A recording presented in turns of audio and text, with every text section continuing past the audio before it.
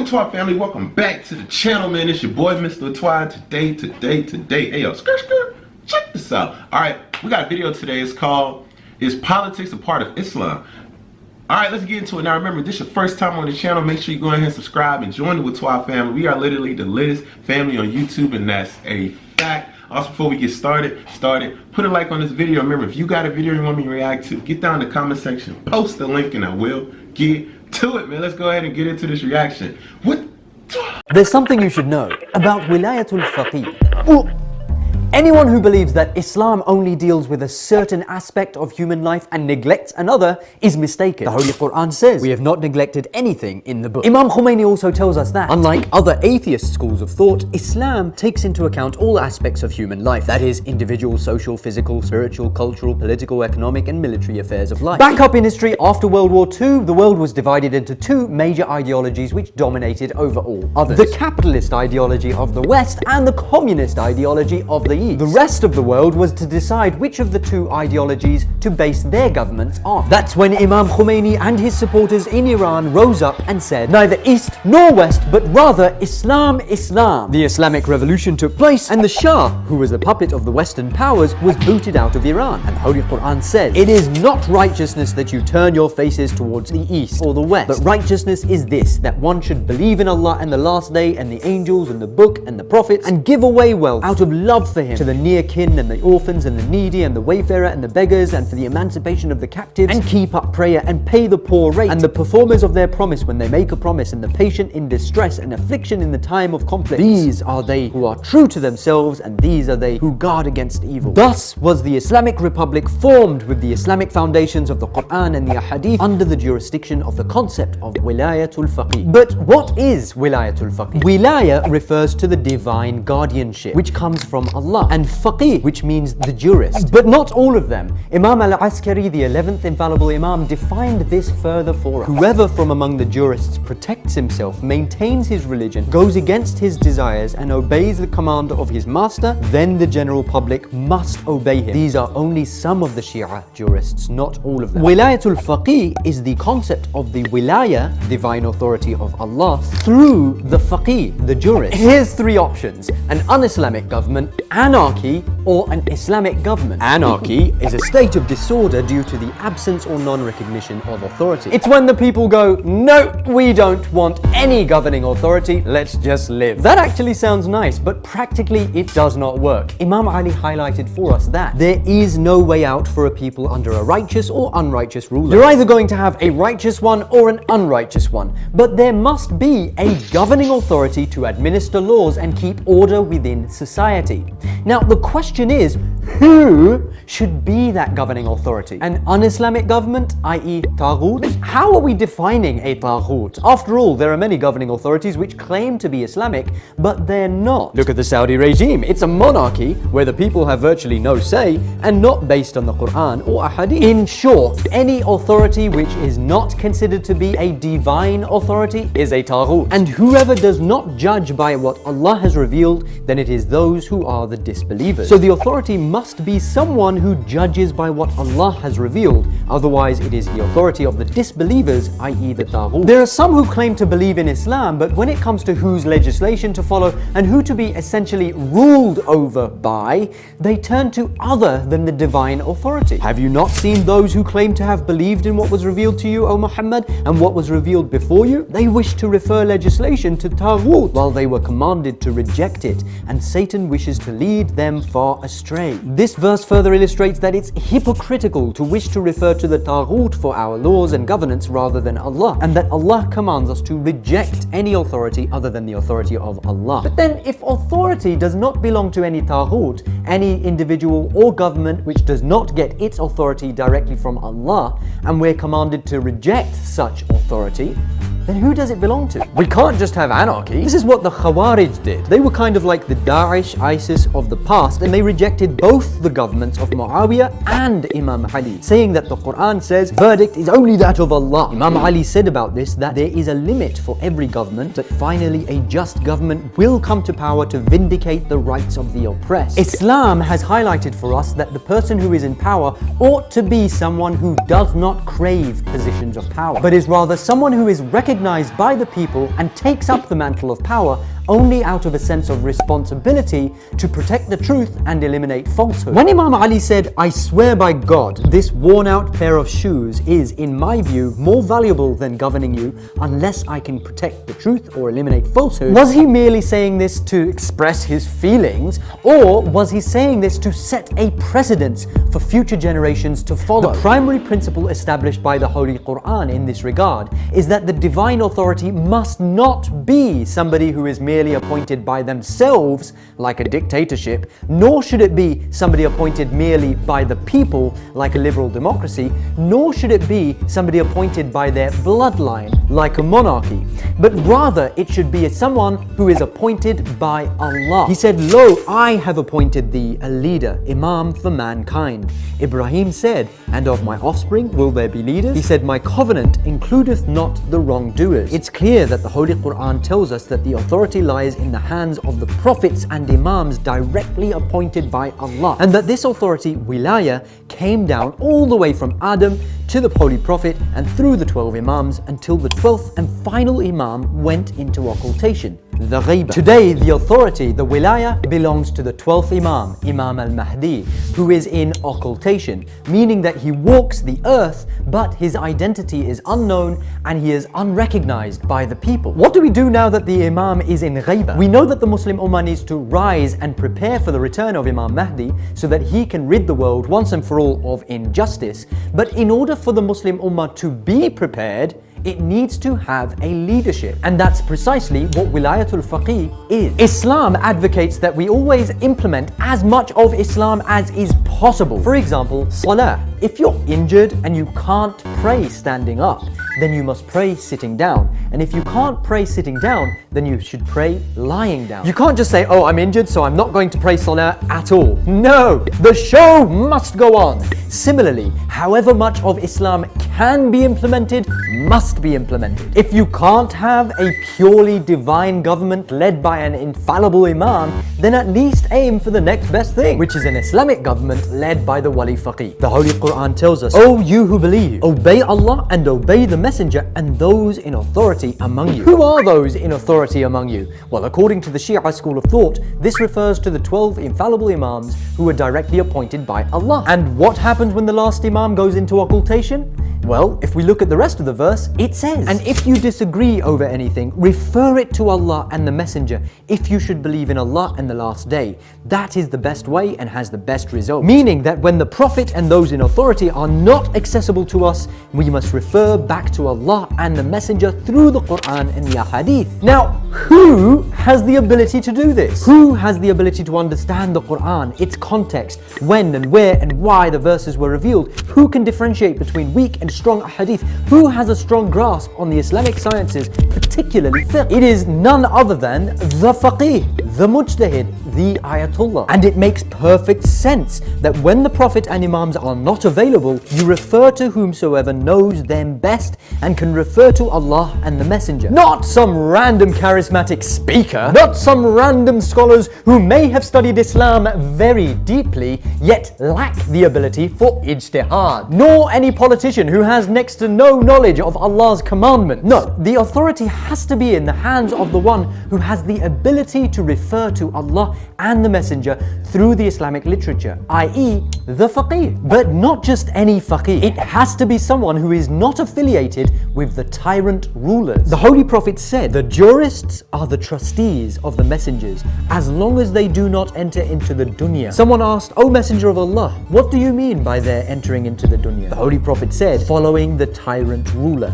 If they do this, then be wary of them when it comes to your religion." The concept of the wilaya of the faqih, the guardianship of the jurist, was established by the Holy Prophet himself and expanded on by the 12 imams. And some might argue that, nay, a leader who is not infallible? Impossible! Only a prophet, a messenger, or infallible imam can have the authority of Allah on earth. Actually, no. This is a fallacy. This is not correct. In fact, the Holy Quran demonstrates to us that Allah appointed Talut as the king. And their prophet said to them, surely Allah has raised Talut to be a king over you. Talut was neither a prophet nor an imam. He was just a man ready to confront the enemies of Allah. And Allah further highlights for us why Talut was appointed. Surely Allah has chosen him in preference to you, and He has increased him abundantly in knowledge and physique. And Allah grants His kingdom to whom He pleases. There's no point in having a knowledgeable guy as a leader if he's a total wimp. And there's no point in having a fearsome warrior as a leader if he's got no brains. Oh, no. Allah shows us that the divine authority has to be knowledgeable and strong enough to confront the enemy. Indeed, the Quran and the Ahlul Bayt have perfectly laid out a criterion for recognizing the correct leader, the Wali al-Faqih. And the aim of the Wali Faqih and those who follow him is nothing but the aim of all the divine prophets and messengers. Some say, nay, bid'ah! We were never taught about this. This is just some sort of new introduction to Islam. Wait, so you're trying to tell me that Islam is a universal religion which caters for the needs of the entire human race, but it does not provide solutions for the socio-political problems of the world? Yes, Islam doesn't deal with that. So you're trying to say that Islam is incomplete? Yes, no. Hey, it's not my fault. You've been sleeping. You're the one who said that the messengers and prophets have all gone, the final imam is in occultation. I could just relax until the imam gets back and, work on my personal development. That's why the Holy Quran tells us Muhammad is not but a messenger. Other messengers have passed on before him. So if he was to die or be killed, would you turn back on your heels to unbelief? If the Holy Prophet dies and the imams leave this material realm, do you really believe that the battle between good and evil is over and that you can turn back on your heels and live a comfortable life while not attempting to establish what the imams and prophets and messengers strove their entire lives to establish, i.e. a divine just system which strives for the rights of the oppressed and the freedom and enlightenment of all people? The third verse of what is commonly referred to as Ayatul Kursi. It's often recited, but when do we actually reflect on what's actually being said? Allah is the guardian, wali, of those who believe. He brings them out from darknesses into the light. And those who disbelieve, their guardians are taghut. They take them out of the light into the darknesses. Allah is providing a stark contrast between the believers and disbelievers. One recognizes the wilaya of Allah. The other follows the false guardianship of the Taghut. Imam as-Sadiq, the sixth infallible Imam, said that one who presents his case to a tyrant and he gives a verdict, it is invalid, even though it may be his lawful right, because he has got it through the verdict of a tyrant, while Almighty Allah has commanded shunning the tyrants. Someone asked him, then what should the people do? He replied, see who relates our traditions and narrations to you, and who considers our permitted and prohibited, and who possesses knowledge and information about our commands. Be prepared to follow him. I have appointed him as an authority on you, and when he commands our commands and prohibits our prohibitions, and he is not obeyed, it is as if the command of Allah were considered unimportant and we have been denied. And one who denies us has denied Allah. That's why Imam Khomeini said, the wilayatul faqih is the wilaya of the messenger of Allah itself. The jurists, the fuqaha, are the point of reference and the general authority over the Muslims. And the wali faqih's wilaya is just like the wilaya of the imam of the time, i.e. the wilaya of Allah. Yet people say, nay, politics is dirty. In fact, a man came to Imam Khomeini and said, politics is nothing but telling lies and playing tricks. Hence, it is better for you to leave it to us. Imam Khomeini replied, I have never been involved in such a politics. If politics is dirty, it's because the good have done nothing to purify it. As the saying goes, bad things happen when the good do nothing. It's up to the good people of the earth to enjoin the good and forbid the evil through politics. Not doing this means that you're leaving the governance in the hands of the Taghut. Dirty politics leads to dirty policies, which leads to dirty governance, which leads to dirty society. Islam came to purify society from such dirt.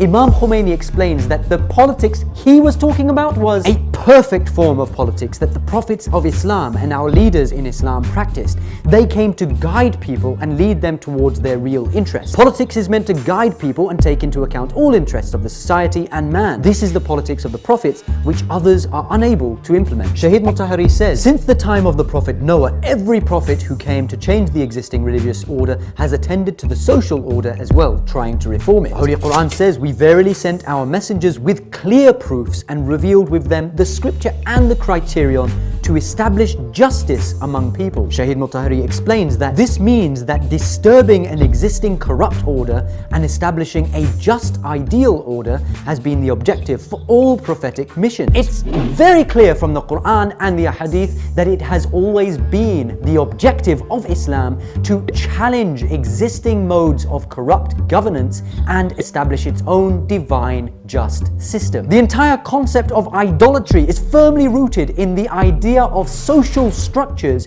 being built on ideologies other than Allah. Hey, the prophets weren't just smashing idols because they didn't like the look of them. Essentially, the idols of the past represented certain isms as they do today. Capitalism, communism, feminism, Marxism, fascism, racism, leftism, rightism, thatism, thisism. All these isms are the idols of today which need to be intellectually challenged in order to wake people up. Islam provides an ideological foundation to challenge the idols of every society. It's all right there in the Quran and a Hadith. What Imam Khomeini did was take it out of the books and implement it in society. He said, if one looks at various teachings of Islam, one would conclude that Islam does not deal with only rituals and moral matters, but it is meant to establish a just government and has certain rules on tax, public finance, legal issues, jihad and international relations as well. Islam has been a blueprint for establishing a divine government on earth.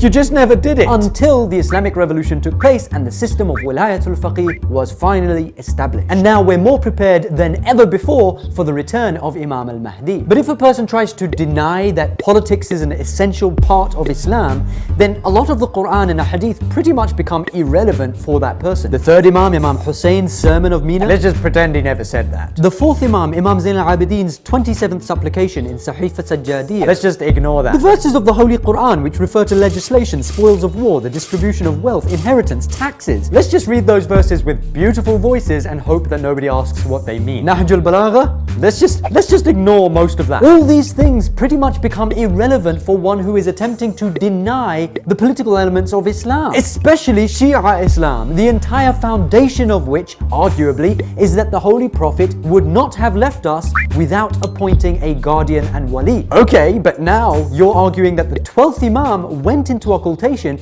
without leaving behind a criterion by which we can recognize a leader? That he simply said, just stay there until I come back. Come on! The system of Wilayatul Faqih is firmly rooted within the established principles of the Quran and Hadith. The Holy Prophet and Ahlul Bayt have specified and specified and specified as to who the Wali Faqih should be in any given time. Those who choose to deny that by arguing that politics is not part of religion are just making excuses to deny the Wilaya, as people have done throughout history. Thus, anybody maintaining that religion is separate from politics has no knowledge of religion or politics. This was the 39th biscuit. The next one will be the 40th, which we will release before the 40th anniversary of the Islamic Revolution, inshallah. Stay tuned.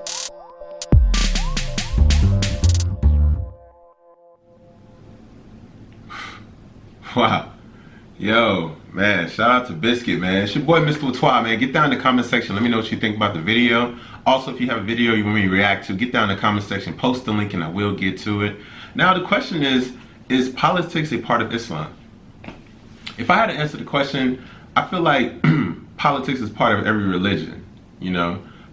There's politics in every religion. Now, with every good, there's a bad. With every bad, there's a good, right? So, people say, oh, how are you going to say there's bad is good? Because just like bacteria, you need certain bacteria in your body to fend off certain, you know, certain germs and things like that. Like there's bacteria that's in your body that's good for your body. It sounds weird, right?